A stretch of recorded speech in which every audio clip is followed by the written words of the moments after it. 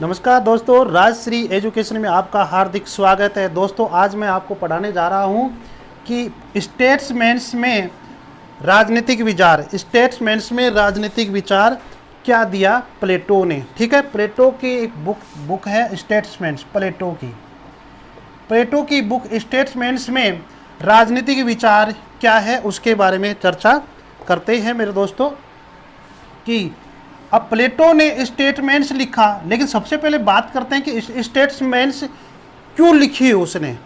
कारण पूछा जाए आपसे कि स्टेटमेंट्स क्यों लिखी मेरे दोस्तों, तो दोस्तों आपको पता है कि सिराक्यूज का शासक था। सिराक्यूज का एक शासक था जिसको क्या कहा जाता है,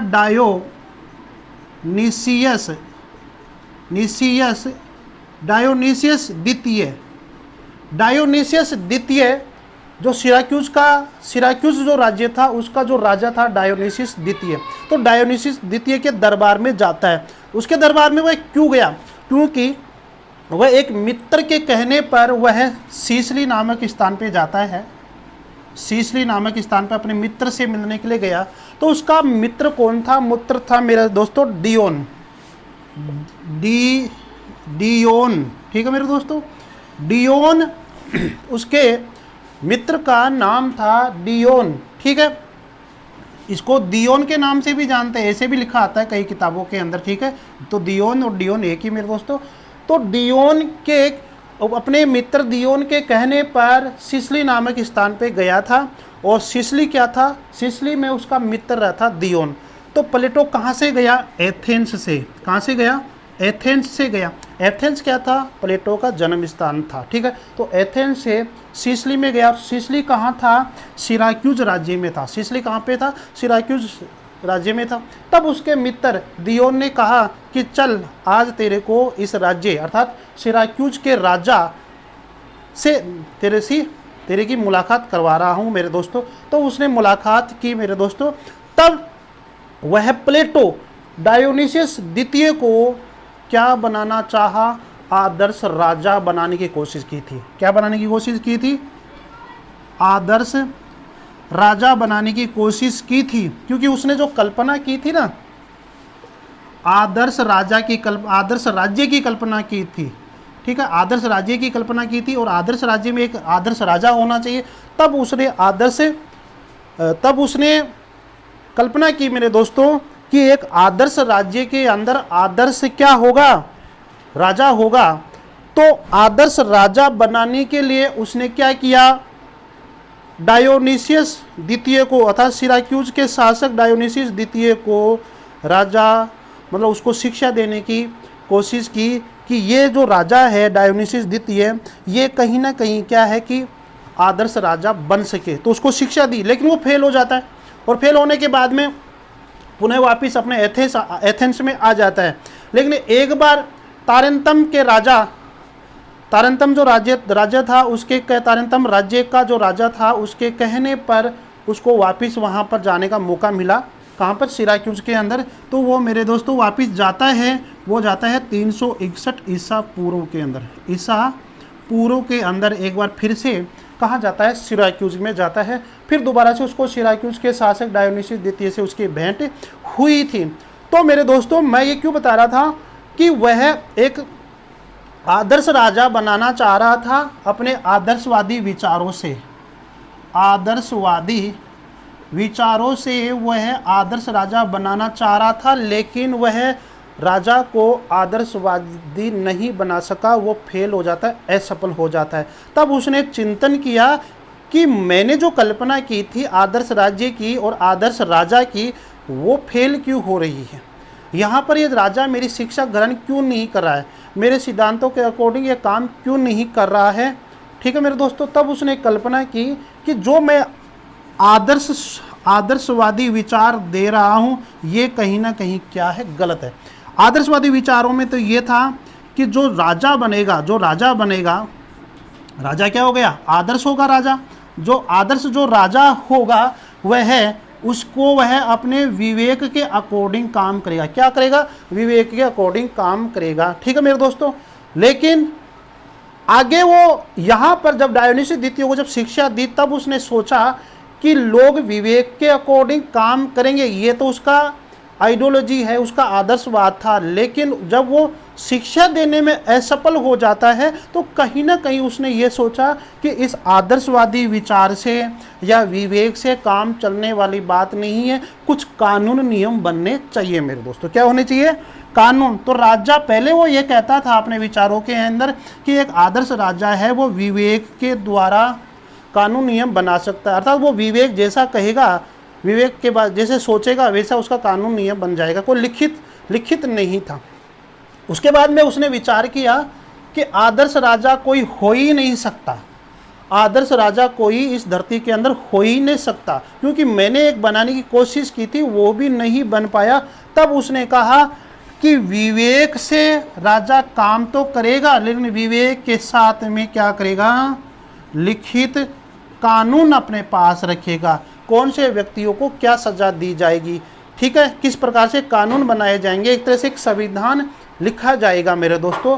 तो मेरे दोस्तों कानून और विधि, तो कानून और विधि की चर्चा पहली बार उसके दिमाग में आया कि आदर्श राजा के साथ साथ जो आदर्श राजा बनेगा वो विवेक के अकॉर्डिंग तो काम करेगा ही करेगा, लेकिन वह लिखित होना चाहिए कि किस व्यक्ति को कैसी सजा दी, किस पनिशमेंट के लिए कैसी सजा देनी चाहिए। तो कानून विधि के आधार पर अब उसका जो आदर्शवादी विचार था वो किस में बदल दिया?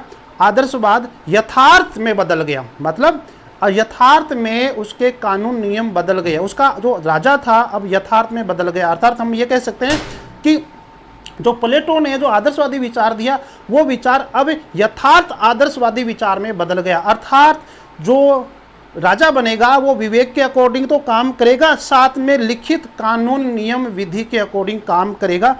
तो अब क्या होता है मेरे दोस्तों कि अब देखो ये कब लिखी गई, स्टेटमेंट्स कब लिखेगी, इसकी कोई निश्चित तारीख नहीं कि स्टेटमेंट्स इस तारीख या इस दिन को लिखी या इस दिन प्रकाशित हुई। जब 361 ईसा पूर्व 361 ईसा BC के अंदर जब वो सिराक्यूज में जाता है और सिराक्यूज शासक डायोनिसियस द्वितीय को जो शिक्षा देता है, तब उसे पता लगता है कि यहाँ से आदर्शवादी राजा से काम चलने वाला नहीं, यहाँ पे कानून नियम भी होने चाहिए। तो लोगों ने पता लगाया कि ये जो बुक है वो 367 से लेकर 361 ईसा पूर्व के बीच में लिखी गई है, BC। ठीक है मेरे दोस्तों, 367 या फिर 367 से लेकर 361 BC पूर्व अर्थात ईसा पूर्व में ये बुक लिखी गई है। ये कैसे पता लगाया? क्योंकि प्लेटो कहाँ गया था? 361 ईसा पूर्व सिराक्यूज के शासक डायोनिसियस द्वितीय को शिक्षा देने के लिए गया था, आदर्श राजा बनाने की कोशिश की थी लेकिन वो फेल हो गया। तब उसने कहा कि अब राज्य के अंदर आदर्श राजा तो होगा, लेकिन आदर्श राजा विवेक के अकॉर्डिंग भी काम करेगा, साथ में कानून नियम भी बना पाएगा। क्योंकि हो सकता है कि कभी न कभी उसका दिमाग, आदर्श राजा का दिमाग काम नहीं कर रहा है, तो कोई चीज़ लिखी होगी तो उसके मंत्रीगण, उसकी व्यवस्थापिका उसके अकॉर्डिंग काम कर सकती है। तो वो लिखित संविधान, लिखित विधि की बात करता है। तो अब सबसे पहले अब आपके सामने ये आप समझ गए होंगे कि स्टेट्समैन के अंदर उसने यथार्थ, यानी कि जो आदर्शवाद के स्थान पर उसने यथार्थ कानून विधि की व्याख्या की थी। तो हम ये कह सकते हैं स्टेट्समैन्स में प्लेटो के कानून और विधि से संबंधित विचार दिए गए हैं। अर्थात आदर्श राजा के बारे में तो उसने रिपब्लिक में बताया कि आदर्श राजा कैसा होना चाहिए, लेकिन आदर्श राजा काम कैसे करेगा, जब वो राजा बन जाएगा तो काम कैसे करेगा, वह कानून नियम कैसे बनाएगा, किस विधि से बनाएगा। ठीक है, ये बात किस में है? स्टेट्समैन्स में है। अर्थात हम ये कह सकते हैं कि राजा के जो एक तरह से कर्तव्य, राजा के जो कर्तव्य, और कर्तव्य क्या है? कानून नियम बनाना मेरे दोस्तों। तो कानून नियम वाली जो चीज़ है वो स्टेट्समैन के अंदर है मेरे दोस्तों। ध्यान दीजिए, स्टेट्समैन्स जो प्लेटो ने लिखी, इसको कौन सी भाषा में मेरे दोस्तों? ग्रीक भाषा में। कौन सी भाषा में? ग्रीक भाषा में। इसको पॉलिटिक्स भी कहते हैं, ये याद रखना, पॉलिटिक्स। ठीक है मेरे दोस्तों, ग्रीक भाषा में इसको क्या कहते हैं? पॉलिटिक्स भी कहते हैं। और पॉलिटिक्स का अर्थ होता है राजनीतिज्ञ। क्या होता है? राजनीतिज्ञ। राजनीतिज्ञ होता है, या हम ये कह सकते हैं राजपुरुष, ठीक है, राजनीतिक या राजपुरुष, ठीक है। तो स्टेट्समैन को ग्रीक भाषा में पॉलिटिक्स कहा जाता है, और पॉलिटिक्स का अर्थ क्या होता है, उस ग्रीक शब्द का अर्थ होता है राजनीतिज्ञ या राजपुरुष होता है मेरे दोस्तों। अब आपके पता लग गया। वैसे देखा जाएगी पॉलिटिक्स पुस्तक किसने लिखी, वैसे तो अरस्तु ने लिखी थी, लेकिन आपसे पूछा जाए कि प्लेटो के अकॉर्डिंग स्टेट्समैन्स का, प्लेटो की जो बुक है स्टेट्समैन्स, उसका दूसरा नाम क्या है, तो आपके दिमाग में आना चाहिए उसका दूसरा नाम क्या है, पॉलिटिक्स है। क्या है, पॉलिटिक्स है। आप अरस्तु मत करके आना, और अरस्तु ने जरूर पॉलिटिक्स पुस्तक लिखी थी, लेकिन आपको स्टेट्समैन्स का दूसरा नाम पूछा जाए कि प्लेटो की जो स्टेट्समैन्स है इस बुक को दूसरे किस नाम से जाना जाता है, तो आपका आंसर क्या आना चाहिए मेरे दोस्तों, पॉलिटिक्स। क्या आना चाहिए, पॉलिटिक्स आना चाहिए। तो आप समझ गए होंगे कि ये जो बुक है, ये बुक इसकी कोई निश्चित तारीख नहीं है, ये 367 ईसा पूर्व से 361 ईसा पूर्व के बीच में लिखी गई थी, ठीक है। और इसी बीच के अंदर प्लेटो सिराक्यूज के शासक डायोनिसस द्वितीय को आदर्श राजा बनाने की कोशिश की थी, और वह वहाँ पर फेल हो जाता है। यहाँ पर हमने देखा कि स्टेट्समैन के अंदर विधि और कानून संबंधी विचार यहाँ पर दिए गए हैं। और अब आप आगे चर्चा करेंगे हम कि कौन कौन से वो चीज़, कौन कौन से वो विधि है, वो कौन कौन से कानून है जो इसके अंदर दिए गए हैं मेरे दोस्तों, वो आगे अभी चर्चा करते हैं। स्क्रीनशॉट ले लीजिए आप दोस्तों। आगे बात करते हैं कि प्लेटो ने अपनी बुक स्टेट्समैन में कौन कौन से राजनीतिक विचार दिया, जिसमें सबसे पहले बात करते हैं सरकारों का वर्गीकरण, और उसके अंदर कानून नियम से संबंधित भी बातें आ जाएगी। दोस्तों बात करते हैं सरकारों का वर्गीकरण। मैंने अभी आपको बताया था कि पहले प्लेटो क्या था कि आदर्श राजा और आदर्श राज्य की कल्पना की थी, लेकिन वो आदर्श राजा नहीं बना पाया। तो शायद इसी के विरोध में या इसी के प्रति उत्तर में उसने स्टेट्समैन्स बुक लिखी, ऐसे लोगों का मानना है कि वह आदर्श राजा नहीं बना पाया। जो उसने कल्पना सोची थी वह कल्पना पूरी नहीं हो सकी, ठीक है। तब उसने अंत में स्टेट्समैन्स लिखा। स्टेट्समैन्स में उसने अपने विचारों को बदल दिया। जहां आदर्शवाद था उस आदर्शवाद को यथार्थ में बदल दिया, अर्थात जहां वह विवेक के अकॉर्डिंग, आत्मा का जो गुण है विवेक के अकॉर्डिंग वो बात कर रहा था, वहीं वह अब कानून और विधि के बारे में बात करने लग जाता है। तो देखते हैं दोस्तों, पहले वो आदर्शवाद के आधार पर बात किया करता था। एक बार स्क्रीनशॉट ले लीजिए मेरे दोस्तों, बाद में लिखते हैं, ले लिया होगा दोस्तों। तो आदर्शवाद के बारे में बात करता है। सबसे पहले तो आदर्शवाद क्या था, कानून पर आधारित नहीं था मेरे दोस्तों। किस पे आधारित नहीं था, कानून पर आधारित नहीं था। तो ये आदर्शवाद किस पे आधारित था, विवेक का। क्योंकि प्लेटो ने क्या कहा था कि आत्मा के 3 गुण होते हैं, विवेक, साहस और तृष्णा, और जिसमें विवेक होगा वो राजा बनेगा और वही कानून नियम बनाएगा, देश का शासन करेगा, राज्य का शासन करेगा। तो पहले वो विवेक पे आधारित मानता था, ठीक है। राजा जो अपने विवेक से करेगा वही क्या है, कानून नियम है, वही क्या है, आदर्शवाद है। लेकिन ऐसा नहीं हो सका। ऐसा कब नहीं हो सका, क्योंकि जब वह सिराक्यूज के शासक डायोनिसस द्वितीय को आदर्श राजा बनाने की शिक्षा दी थी तब फेल हो जाता है। तब उसने कानून नियम के बारे में सोचा था। तो अब समझ गए होंगे आप दोस्तों कि आदर्शवाद है वो कानून पर आधारित नहीं है, ये विवेक पर आधारित है। बाद में उसने विचार बदल दिया, तो हम उसको ये कहेंगे कि यथार्थ आदर्शवाद। अब यथार्थ और व्यावहारिकता की बात करता है मेरे दोस्तों, ये भी कह सकते हैं कि व्यावहारिकता, कि आदर्श नहीं, व्यावहारिक भी होता है। जो आदमी गलत काम करता है तो उसके लिए दंड की व्यवस्था भी होनी चाहिए। जो ईमानदारी से काम कर रहा है तो वहाँ विवेक काम कर सकता है, लेकिन जहाँ पर अन्याय और ऐसी चीज़ें होती है वहाँ पर दंड काम करता है, ठीक है मेरे दोस्तों। तो कहते हैं ना कि भय बिन होत प्रीत। तो ये जो यथार्थ आदर्शवाद है, व्यावहारिक जो आदर्शवाद है, ये कानून और विधि पर आधारित है। तो अब आप समझ गए होंगे कि प्लेटो की स्टेट्समैन बुक के अंदर वह कानून और नियम के बारे में चर्चा करते हैं, संविधानों के वर्गीकरण की बात करता है मेरे दोस्तों। अब ध्यान दीजिए, प्लेटो के अकॉर्डिंग संविधानों का वर्गीकरण क्या है, संविधान कितने प्रकार के होते हैं। ध्यान दो कि मैंने फार्मूला बताया था, आपको याद करने के लिए फार्मूला बताया है देखिए दोस्तों, रानी कूद लोक अति में, ये याद रखना, अति में।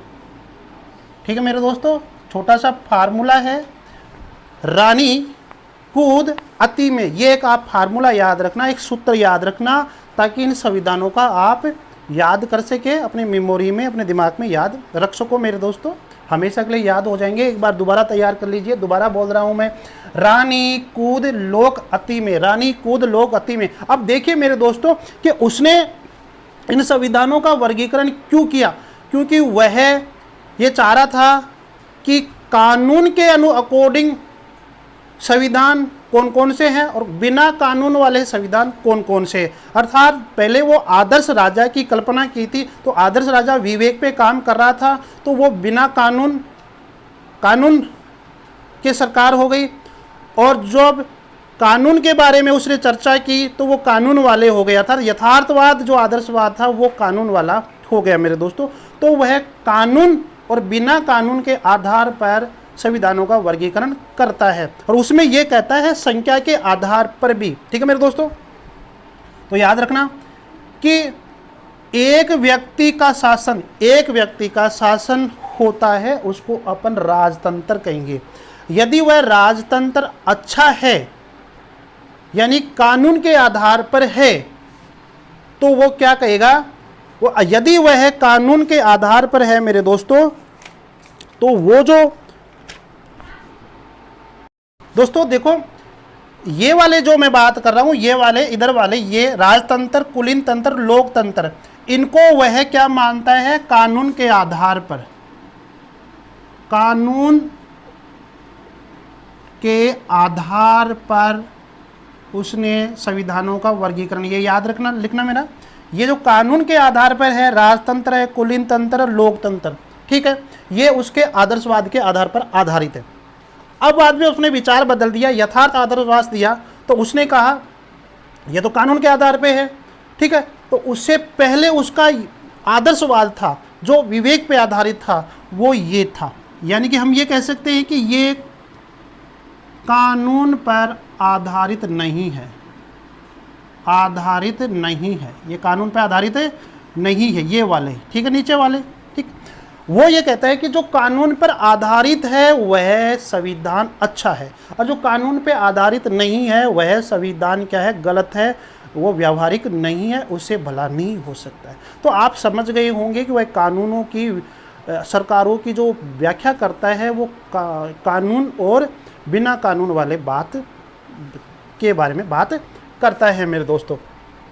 तो अब कानून के आधार पर आप समझ गए होंगे कि कानून के आधार पर प्लेटो के अकॉर्डिंग जो सरकार होती है वो 3 प्रकार की होती है, राजतंत्र, कुलीन तंत्र और लोकतंत्र। बिना कानून वाली जो सरकार होती है वो भी 3 प्रकार की होती है, निरंकुश तंत्र, धनिक तंत्र या अतिवादी लोकतंत्र। ठीक है मेरे दोस्तों, ये तो अच्छे हैं, जो अच्छे हैं वो कानून के आधार पर है, जो बुरे हैं वह कानून पर आधारित नहीं है। आगे बात करते हैं। अब प्लेटो क्या कहता है कि जिसमें एक व्यक्ति का शासन जो कानून के आधार पर अपना काम करता है, जो लिखित कानून पे काम करेगा, अर्थात अपने विवेक के अकॉर्डिंग नहीं। विवेक तो कभी फेल भी हो जाता है, कभी बीमारी हो गई तो विवेक तो खराब हो गए ना, तो जब उसका विवेक कैसे काम करेगा, ठीक है। तो एक व्यक्ति जब अपने लिखित संविधान के अकॉर्डिंग या लिखित कानून के अकॉर्डिंग काम करेगा, तो यदि वो अच्छा काम कर रहा है, कहने का मतलब विवेक से भी कर रहा है तो वो अच्छा कर रहा है, तो वो इसमें आएगा, ठीक है। यदि वह विवेक से भी कर रहा है और अच्छा कर रहा है, भलाई के लिए कर रहा है, तो भी वह इसमें आएगा, राजतंत्र में, ठीक है, ठीक है।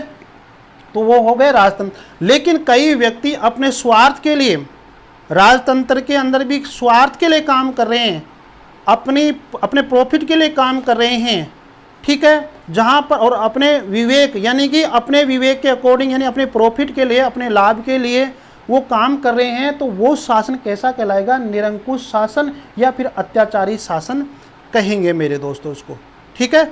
अब आगे बात करते हैं कि कुछ व्यक्तियों का शासन, कुछ व्यक्ति जो अच्छा काम करते हैं, चाहे वह कानून नियम के अकॉर्डिंग करे, चाहे वो अच्छे विवेक के अकॉर्डिंग काम करे, लेकिन उससे देश दुनिया का भला हो रहा है, तो हम ये कहेंगे कि प्लेटो के अकॉर्डिंग वो क्या है, कानून के आधार पर शासन है। वो होता है कुलीन तंत्र, जिसमें कुछ व्यक्ति काम करते हैं, वो होता है कुलीन तंत्र। लेकिन कुछ व्यक्ति यदि विवेक से काम करे या बिना कानून से काम करे, लेकिन गलत काम करते हैं, अपने प्रॉफिट के लिए काम करते हैं, देश दुनिया के भलाई के लिए काम नहीं करते हैं, तो ऐसा शासन क्या कहलाएगा, धनिक तंत्र, अल्प तंत्र कहलाता है। ठीक है, धनिक तंत्र को हो चाहे अल्प तंत्र को हो, एक ही बात है। अब अनेक व्यक्तियों का शासन जो संविधान के आधार पर, जो कानून के आधार पर, जो विधि के आधार पर करता है, और विवेक के आधार पर भी करता है। अर्थात ऐसा विवेक जिससे कि विवेक के द्वारा भी अच्छा शासन कर रहा है, तो वो प्लेटो उसको कानून की संज्ञा दे रहा है मेरे दोस्तों। तो लोकतंत्र में यदि अच्छे आदमी होंगे, अच्छा काम कर रहे हैं, चाहे वो कैसा भी करे, लिखित करो चाहे अलिखित करो, चाहे कानून के आधार पर करो चाहे बिना कानून के आधार पर करो, उसको वह अच्छा मान रहा है, उसको वह कानून के आधार की संज्ञा देता है प्लेटो। तो वो हो गया लोकतंत्र। लेकिन बहुत सारे लोग अपने स्वार्थ के लिए काम करेंगे, कानून नियम बनाएंगे, तो वह शासन कौन सा हो जाएगा, अतिवादी लोकतंत्र हो जाएगा। वो कौन सा हो जाएगा, अतिवादी लोकतंत्र हो जाएगा। ठीक है मेरे दोस्तों, तो हम ये कह सकते हैं कि ये जो तीन है, ये कानून पे आधारित है, इनको वह सर्वश्रेष्ठ मानता है, अच्छा मानता है, और ये कानून पे आधारित नहीं है, इनको वह निकृष्ट मानता है। अब बात करते हैं कि प्लेटो के अकॉर्डिंग सर्वश्रेष्ठ शासन प्रणाली क्या है। तो आपसे पूछा जाएगी प्लेटो के अकॉर्डिंग सर्वश्रेष्ठ प्रणाली क्या है, राजतंत्र है। क्या है, राजतंत्र। वो राजतंत्र कैसा, ये वाला राजतंत्र, कौन सा, ये वाला राजतंत्र। ठीक है मेरे दोस्तों, कि जिसमें अच्छा व्यक्ति कानून के अकॉर्डिंग काम करे, ठीक है, देश दुनिया का भला कर सके, उस व्यक्ति का जो शासन है वह राजतंत्र कहलाएगा। यानी कि राजतंत्र प्रणाली को वो सर्वश्रेष्ठ मानता है। अब बात करें कि वह डेमोक्रेसी को अच्छी क्यों नहीं मानता, क्योंकि उसके गुरु सुकरात को एथेंस की जो जनतंत्रीय सरकार थी, जो प्रजातंत्रीय सरकार थी, उस प्रजातंत्रीय सरकार ने क्या किया था कि मृत्यु दंड दे दिया था सुकरात को। इसलिए वह प्रजातंत्र को तो सर्वश्रेष्ठ मानता ही नहीं है, लेकिन फिर भी ये कहता है कि जहाँ पर न तो विवेक काम आता है, न ही जहाँ पर किसी प्रकार का कोई कानून ही नहीं है, वहाँ पर कहीं ना कहीं ये प्रजातंत्र डेमोक्रेसी काम आ सकती है मेरे दोस्तों। लेकिन प्लेटो के अकॉर्डिंग सर्वश्रेष्ठ क्या है, राजतंत्र प्रणाली सर्वश्रेष्ठ है। अब इनको याद करने का तरीका क्या है कि मेरे दोस्तों, ये मैंने आपको फार्मूला बताया कि रानी कूद लोक अति में, देखो रा का मतलब राजतंत्र, नी का मतलब निरंकुश शासन। ठीक है मेरे दोस्तों, और इसको अत्याचारी शासन के नाम से भी जानते हैं। अब कु का मतलब कुलीन तंत्र, ध का मतलब धनिक तंत्र को अल्प तंत्र के नाम से भी जानते हैं। और लो का मतलब लोकतंत्र मेरे दोस्तों, और अति का मतलब अतिवादी लोकतंत्र। ठीक है मेरे दोस्तों, तो ये वाले राजतंत्र, कुलीन तंत्र, लोकतंत्र, ये कानून के आधार पर है प्लेटो के अकॉर्डिंग। निरंकुश शासन, अल्प तंत्र और अतिवादी लोकतंत्र, ये है बिना कानून के आधार पर है। अब अरस्तु की बात करें, अरस्तु का हम अध्ययन करेंगे, तो अरस्तु यही प्रोसेस है। अरस्तु के अंदर इनको वो अच्छा मानता है और इनको वो निकृष्ट मानता है अरस्तु। लेकिन यहाँ लोकतंत्र के स्थान पर अरस्तु पॉलिटी नाम देता है। क्या नाम देता है, पॉलिटी नाम देता है मेरे दोस्तों। और फिर इसको वो संयंत्र तंत्र कहता है, अच्छा मानता है। और बाद में अरस्तु जो है, अरस्तु लोकतंत्र को यहाँ पे ले जाता है, जिसको वह भीड़ तंत्र कहेंगे। लेकिन हमें अभी बात नहीं कर रहा हूँ अरस्तु की, मैं बाद में बात करूँगा अरस्तु के संविधानों के वर्गीकरण की। तो आपने देखा कि स्टेट्समेंट्स में क्या है, कानून नियम की चर्चा है और संविधानों का वर्गीकरण है। और संविधानों का वर्गीकरण उसने कानून के आधार पर किया कि कानून वाला संविधान और बिना कानून वाला संविधान। तो कानून वाले ये हैं और बिना कानून वाले ये हैं मेरे दोस्तों। ठीक है, आगे अभी चर्चा करते हैं, स्क्रीनशॉट ले लीजिए आप दोस्तों। आगे देखते हैं कि जनसंख्या का वर्गीकरण, कि स्टेट्समेंट्स में राज्य की जनसंख्या के बारे में उसने क्या कहा कि आपको ये तो पता है कि स्टेटमेंट्स में राज्य की जनसंख्या के बारे में उसने कहा कि 5040 के बारे में कहा था, 5040 की जनसंख्या के बारे में कहा था। अब ध्यान दो, जनसंख्या के बारे में 5040 जनसंख्या के बारे में देखो, उसने रिपब्लिक में भी उसने ऐसा विचार दिया था, जनसंख्या के बारे में रिपब्लिक में भी दिया, ठीक है, और स्टेटमेंट्स में भी जनसंख्या के बारे में वो बात करता है। स्टेटमेंट्स में ये विभाजन जनसंख्या के बारे में देता है कि जनसंख्या कैसे कैसी होनी चाहिए, ठीक है मेरे दोस्तों। तो 5040 की जो जनसंख्या है वह रिपब्लिक का विषय है कि एक राज्य के अंदर 5040 जनसंख्या होनी चाहिए, वो तो रिपब्लिक में होनी चाहिए, रिपब्लिक में है। अब वो 5040 जनसंख्या हो कैसे, उसका वर्गीकरण किया है स्टेट्समैन के अंदर। तो हम ये कह सकते हैं कि स्टेट्समैन में जो जनसंख्या के बारे में बताया वो रिपब्लिक में जो विचार दिया उसका थोड़ा विस्तृत रूप है, कैसे कैसे जनसंख्या होनी चाहिए वो। तो आपको पता है कि रिपब्लिक बुक के अंदर उसने कहा कि इस जनसंख्या है वो 5040 होनी चाहिए मेरे दोस्तों। अब वो 5040 कैसे कैसे होनी चाहिए, किस किस वर्ग में बांटा उसने, तो वो वर्ग में जो बांटा वो है स्टेट्समैन्स बुक के अंदर मेरे दोस्तों। तो वो उसने जनसंख्या को कैसे बांटा, कार्यों के आधार पर, जनसंख्या को कार्यों के आधार पर उसने बांटा। पहला कि शासक वर्ग, शासक वर्ग में, तो शासक वर्ग में आपको पता है कि दार्शनिक वर्ग आ रहा है, दार्शनिक वर्ग अर्थात जो कानून नियम बनाता है, जो शासन करता है, जो राजनीति में आता है, जो व्यवस्थापिका में आता है, वह वर्ग शासक वर्ग कहलाता है।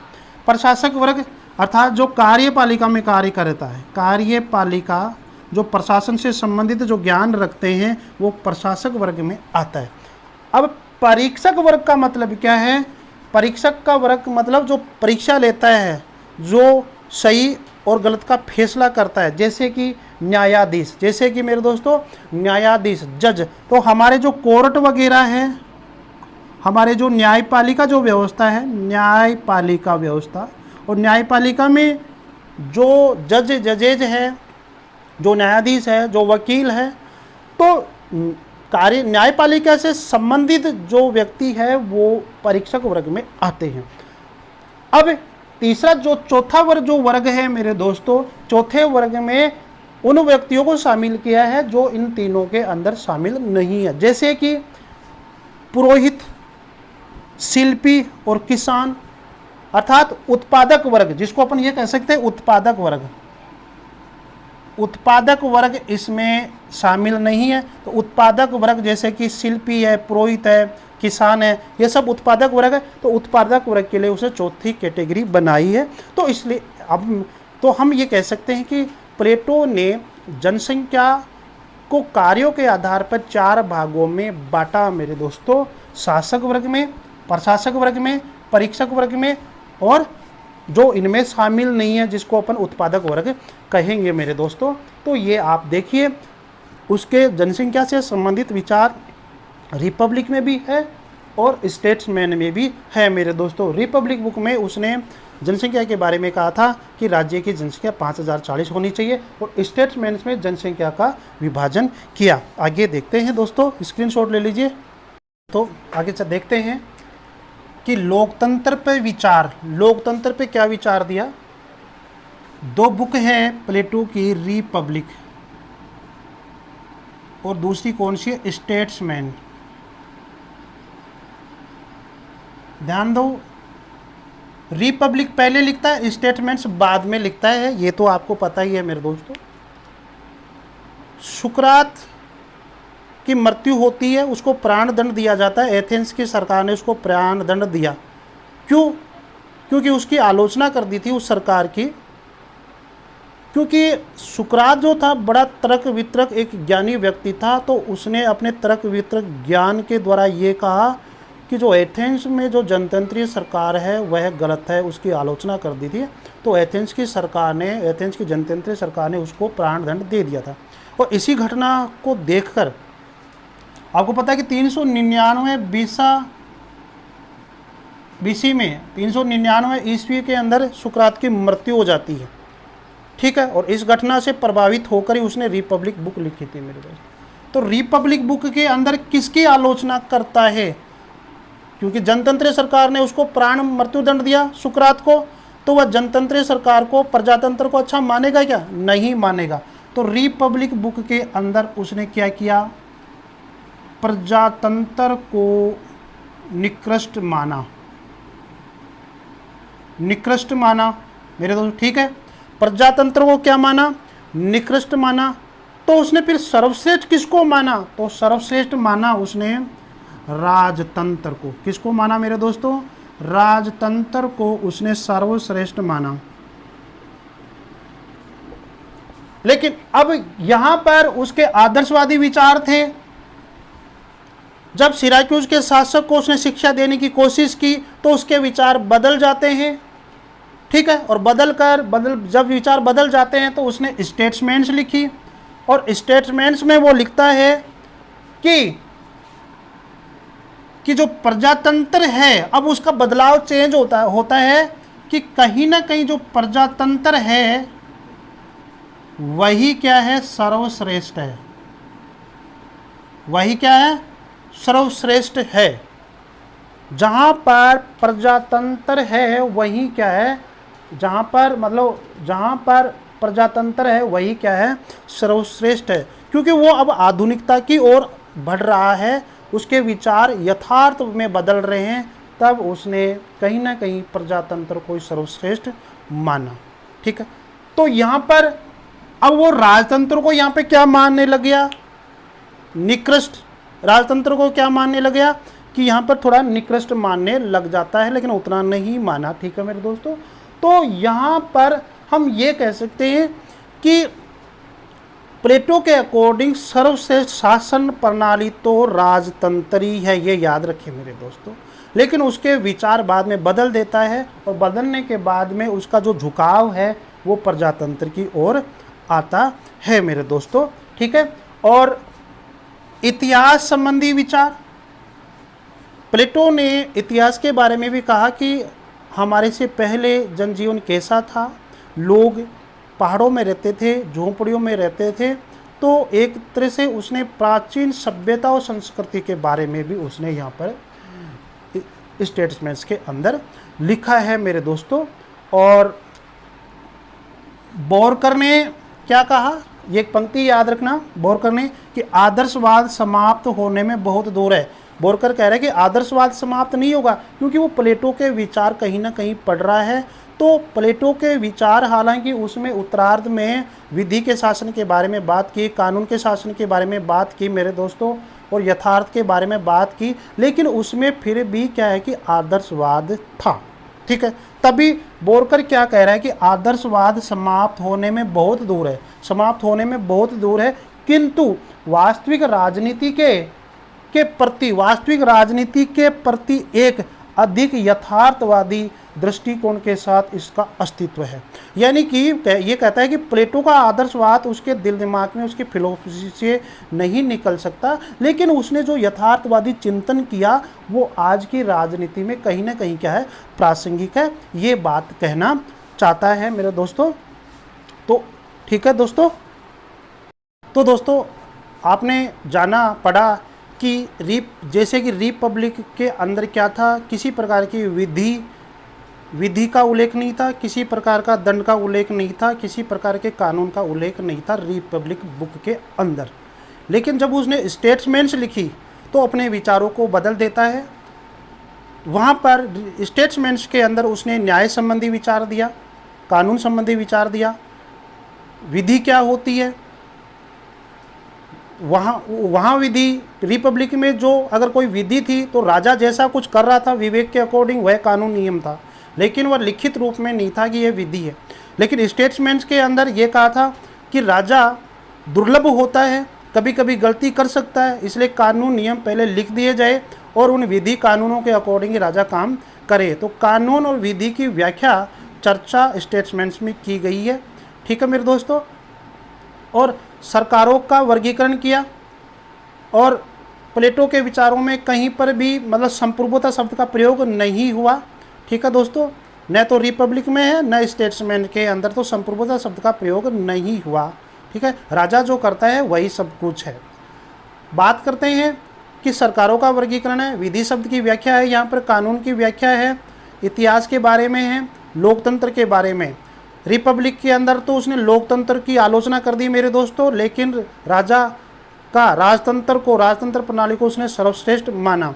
लेकिन स्टेट्समैन्स में वह उसको अपने विचार बदल देता है और बाद में वह लोकतंत्र को अच्छा मान रहा है और राजतंत्र को थोड़ा कम हल्का मान रहा है, लेकिन सर्वश्रेष्ठ तो मान रहा है लेकिन प्रजातंत्र से थोड़ा कम मान रहा है।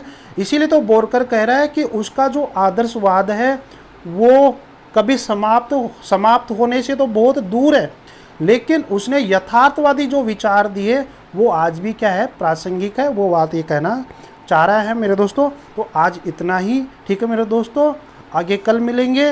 मेरे वीडियो को लाइक शेयर सब्सक्राइब जरूर करते रहे मेरे दोस्तों। धन्यवाद।